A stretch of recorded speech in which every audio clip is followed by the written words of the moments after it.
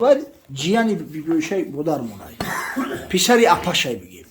Anam Abdullah ibn Zubayr vakti ki halifa şud dar hamu tan'im amr kad ya masjid kardan.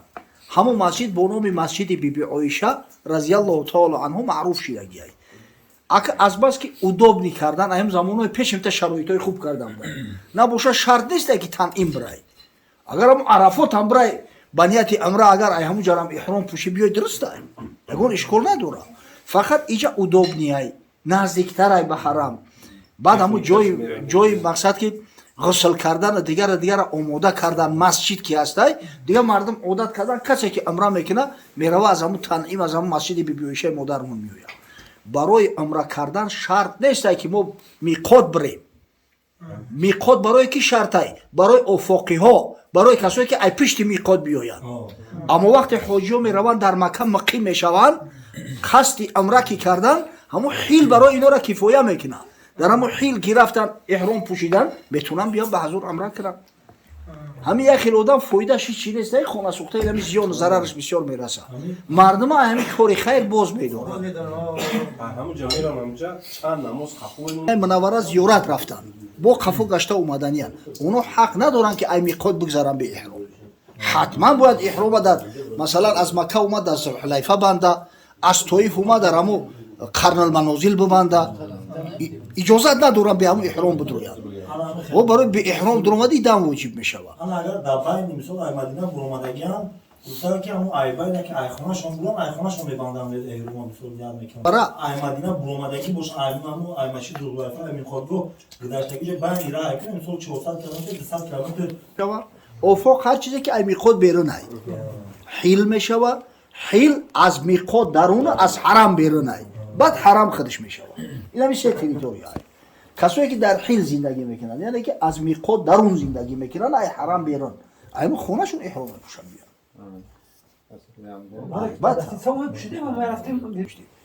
Ба ҳамун вақте ки аз Мадина ҳоҷиҳо иҳрома пӯшидиянд, тайёр шидиянд, ғусл кардиянд дар меҳмонхона, удоб най ку пӯшидиянд. Ана Нуъмонхона мешиносӣ? Ба мара файрод карда гуфт ин ҳамин шайхи мо ҳамин касай. Ин чӣ кунам?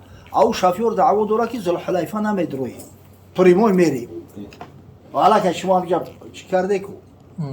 Ҳоҷат ба Зулҳулайфа рафтан нест. Шумо аллакай иҳрома пӯшиде. Ҳамин лаббайка гуфта биред ки ҳамун территория ки тугришде. Ки гуфтам не медроем. Чима медроем гуфт. Ба гуфтам суннати пайғамбар саллаллоҳу алайҳи ва саллам чӣ ба надроем? Фарқш чӣ мегӯяд? Шумо дар Мадинаеку. Ба гуфтам хонобод пайғамбар саллаллоҳу алайҳи ва саллам ай Мадина биромад рафт дар Зулҳулайфа шаб хоб кард.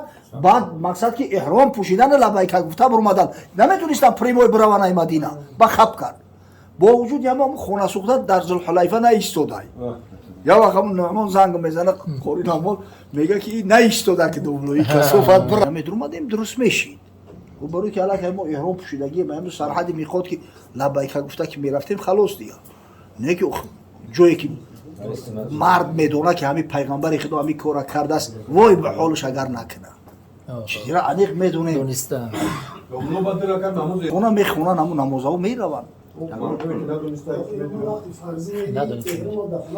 Тобиин дар шаҳри Куфа, дар ҳамин шаҳри имоми аъзам Абу Ҳанифа раҳимаҳуллоҳ як марде мезист бо номи Яҳя ибни Маъин. ин аз уламои илми ҳадис ай, аз уламои илми ҷарҳу таъдил. Бисёр як шахсияти бузургу маъруф ай. ин одам касе ҳастай ки сухани ин сухан ай, пеши ҳама шартош назди имом Бухорӣ ҳам ҳатто қабул ай. Ино касое буданд ки одаморо баҳо медоданд, ровиёи ҳадиса. Масалан мегуфтанд фалон ровӣ сиқа ай. Яҳя ибни Маъинира сиқа гуфтааст, тамом дигар ҷои гап нест ай. ё ки мегуфт фалон одам заиф ай. ё мақсад эксперти ровиёи ҳадис ҳамин одамо буданд. Яке аз асосгузорои илми ҷарҳу таъдил ай. Ана дар фуруот пайрави имоми аъзам Абу Ҳанифа раҳимаҳуллоҳ буд. Пайрави мазҳаби имоми аъзам.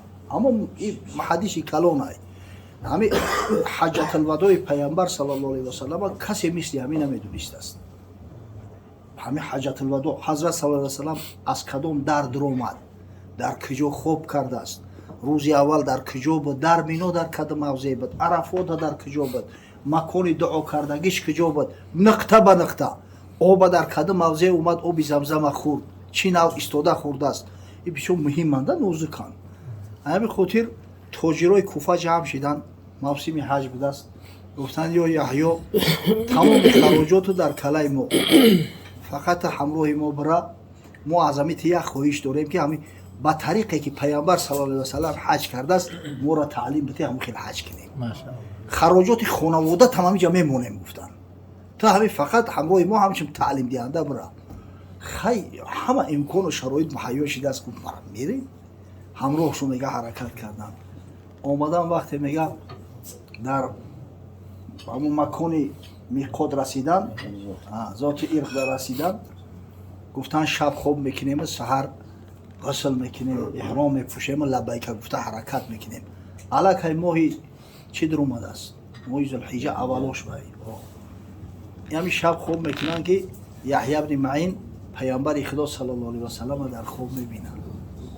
беҳад дӯст медоштааст пайғамбара. ҳамин вақте ки ҳадисаш мепурсиданд, оли мегуфтааст сабр кунед. мерафтааст вузӯи тоза мекардай, дандонора мисвок мезадааст, хича хушбӯ мекардааст ба атр, баъд меомадааст ки ака савол кунед. то ҳамин дараҷаро маҳаббат дошта. ҳазрата дар хоб дид ки ҳазрат оғӯши боз қати ҳамита табассум қати гуфт ё Яҳё, ман тура пазмон шидам, куҷо мегардӣ? зуд биё ба зиёрат ман. дигар пазмон шидам, зуд биё, ман дигар як лаҳза таваққуф намекунам. гуфтанд ҳазрат моро кидат кардӣ. гуфт амри пайғамбар муқаддам бар ҳама ай. амри пайғамбар саллаллоҳу алайҳи ва саллам аз ҳама муқаддамтар ай. маъзарат хосту худаш таки танҳо мардамаи Мадина Макка омадестиян ҳаҷ. ай худаш тоқа ҳам тарафи Мадина ҳаракат кард. омад ҳамин муддати 4-5 рӯза хича мега дар Мадина расон. ҳамин азбоби салом дуромад, назди равзаи пайғамбар саллаллоҳу алайҳи ва саллам омад. дуо дуруд фиристод, оби дида қати хела гирья кард. баъд омад 2 ракат намоз хонд, намози таҳия, намози шукр. дар ҳамин ракати дуюм дар вақти саҷда Худои таоло амоната қабз мекард. ин ман тура пазмон шидам, маъно шидам, вақтат наздик шидай биё. гирифтан ҳазрата дар ҷаннатулбақиъа гур карданд. ин муҳаббати пайғамбар саллаллоҳу алайҳи ва саллам бибине хайру баракат дар дунёву дар қиёмат мета инсона. касое ки ҳазрата дӯст медоранд, пайғамбарам дӯстшон медорад. ҳазрат касоеро ки дӯст медошт, ҳақиқатан даъватшон мекард ки биёе. хела неъмат айда, машоаллоҳ. ана худо кунад ки дар мавсими ҳаҷам дар куҷое ки бошем саъй кунем ки ҳамин суннати пайғамбар саллаллоҳу алайҳи ва саллам ягон чиз тарк нашавад. ҳаҷ кай ҳаҷи мабруру мақбул мешавад? вақте ки ба комил анҷом биёбад. ҳазрат башорат дод, гуфт ки ана алҳаҷҷу лмабрур лайса лаҳу ҷазоун илла алҷанна. ҳаҷи мабрур як подош дорад, як мукофот дорад. мукофоти ҳаҷи мабрур ҷаннат аст. суол кардан ҳазрат, гуфтанд ё Расулаллоҳ, ва мо бирро? бир яъне ҳамин чӣ чиз ҳаҷа мабрур мегардонад, ҳаҷа нек мегардонад, кадом амал? ҳазрат гуфт итъому таом ва тибул калом. ду чиз, яке таом додан, мардума таом додан, дуюмаш сухани хубу неку хушу ширин гуфтан. ҳамин ду чиз ҳаҷи ҳоҷиро мабрур мегардонад. якеш итъом, ҳамин ҳоҷи бояд ки даст ба хайр бошад, ба ғайрат бошад. худо росӣ дар ҳаҷои фарзӣ мерафтем, қадар намефаҳмидем, аҳамият медодем. меги дар ҳамин умраи рамазон худо шоҳидай ба чашми худ дидем ҷавонмардои худмона ки мардума таом медодиянд.